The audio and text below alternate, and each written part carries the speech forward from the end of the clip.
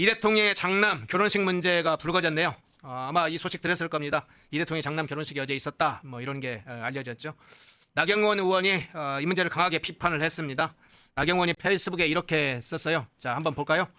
어제 이재명 대통령 장남 결혼식이 있었다고 한다. 비공개 결혼식이라고 홍보하지만 날짜와 장소, 축의금을 받을 계좌번호까지 모든 것이 공공하게 알려져 있다. 이게 무슨 비공개 결혼식이냐. 위선과 거짓은 이재명 정권의 DNA 코드다. 말은 정의를 외치지만 실상은 사익과 기반이다. 자, 정리할. 나 의원이 나섰어요. 한번 되게 이제 조금 조심스러운 사실은 문제인데 나 의원이 직접 저격을 했습니다. 어떻게 보셨어요?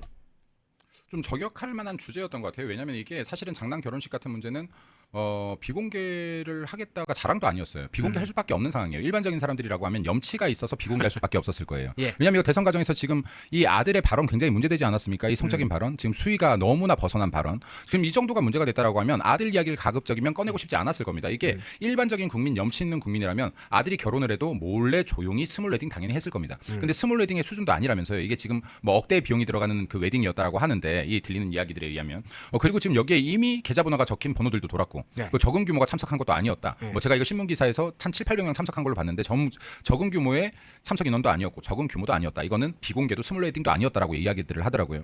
자, 근데 이미 계좌번호가 돌았다고 하는 부분에서는 굉장히 중요한 포인트라고 생각합니다. 왜냐하면 네, 계좌번호가 돌았는데 이것이 사실은 어떤 누구든 간에 대한민국 문화에서요. 내 자식이 결혼하면 이거 알릴 수 있죠. 즐거운 행복한 날 같이 축하해주길 원할 수 있습니다. 그리고 상식적인 선상에서의 축의금이나 뭐 슬픈 일이 있으면 부의금이나 오갈 수 있습니다. 근데 여기에 과연 상식적인 금액들이 오갔을지는 잘 모르겠습니다. 네.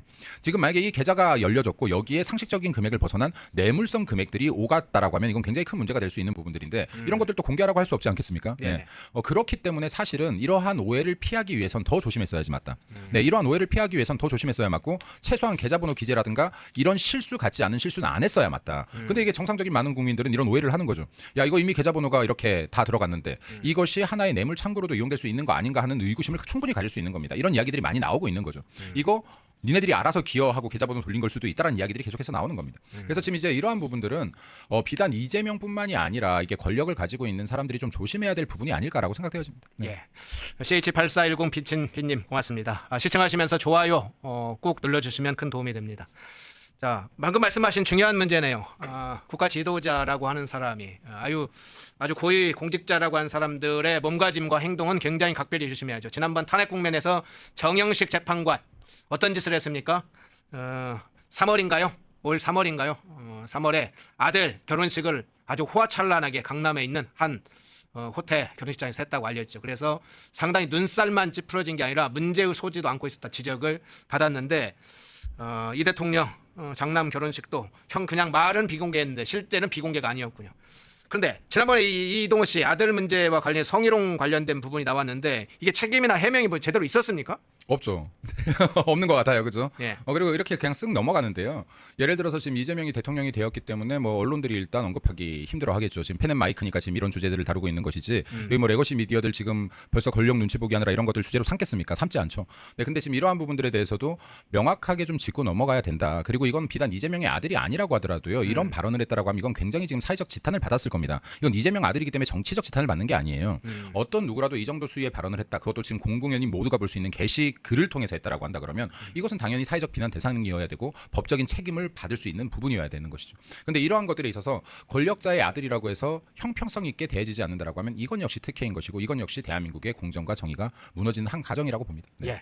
일단 가족 문제가 나왔으니까 마지막으로 이 질문을 드릴게요. 대통령 가족이라도 사성할 문제는 물론 보호를 할 건 보호를 해야 되겠죠. 과도하게 정치화하거나 흠집 내는 식으로 공격하는 것은 물론 자중하고 절제해야 되겠죠. 그런데 최근에 이제 김민석 후보자 아들 문제부터 본인 자신의 문제가 굉장히 많은 사건이 터지고 있습니다. 이한주 국정기획위원장도 두 아들에게 뭐 증여했다까지 터지고 있는데 이 정치인이나 대통령의 가족 문제 이거 공적으로 검증 대상이 어디까지 돼야 될지 이 문제는 항상 논란의 거리가 되고 있어요. 저는 사실 이거를 정치 입문하고 약 6년 7년 동안 항상 반대해왔던 사람이에요. 그러니까 예. 가족들 문제 사생활까지 너무 건들지 마라 정치인들에 대해서. 그리고 저도 자식이 5명인데 애들이 아직 어리지만은 애들이 다 내 뜻대로 클지 안 클지 어떻게 알겠습니까? 애들이 사고를 칠지 바르게 클지 어떻게 알겠습니까? 이게 어떻게 부모 뜻대로 다 통제되겠습니까? 예. 그럼에도 불구하고 검증해야 될 부분은 있다. 어떤 부분을 검증해야 하는 것이냐? 이것이 대한민국 사회의 공정과 정의를 해치는 어떠한 특혜가 간다면 어. 그리고 대한민국의 공정과 사회 질서를 무너뜨리는 문제를 일으켰다면 이 부분에 대한 검증은 일어나야 되는 것이다. 그러니까 이걸 사생활을 파듯이 들어가는 것은 대한민국 정치 중에서도 저는 좋은 문화라고 보지는 않습니다. 그럼에도 불구하고 아빠의 권력을 이용해서 자식들을 특혜를 주는데 이것이 대한민국 공정과 정의를 해친다거나 자식들이 어떠한 무리를 일으켰는데 이것이 대한민국 사회 질서를 해할 만한 것들이라거나 그리고 이러한 간섭을 해야 할 만한 것들이라거나 이럴 때는 이 부분에 대해서는 문제를 짚어야 되는 것이다. 그리고 이게 지금 이제 대한민국 권력자들에 대한 도덕성을 굉장히 강조한 나라 아닙니까? 대한민국 권력자들에 대한 도덕성을 굉장히 강조한 나라임에도 불구하고 대한민국은 이러한 말들은 계속해서 표어처럼 떠오르고 있지만은 이게 실제로 변화되고 있지는 못한 것 같아요. 뭐 조국 사태도 마찬가지고요. 지금 이런 여러 가지 정치인들의 사태도 마찬가지인 것 같아요.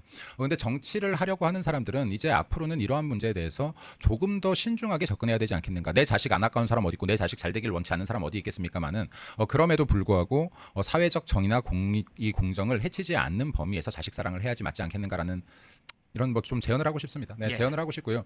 그리고 뭐 그러고 싶네요. 예. 네. 더 하고 싶은 얘기가 있지만 아마 찝찝하는 거 보니까 마음에 걸리는 얘기가 있는 것 같습니다. 예.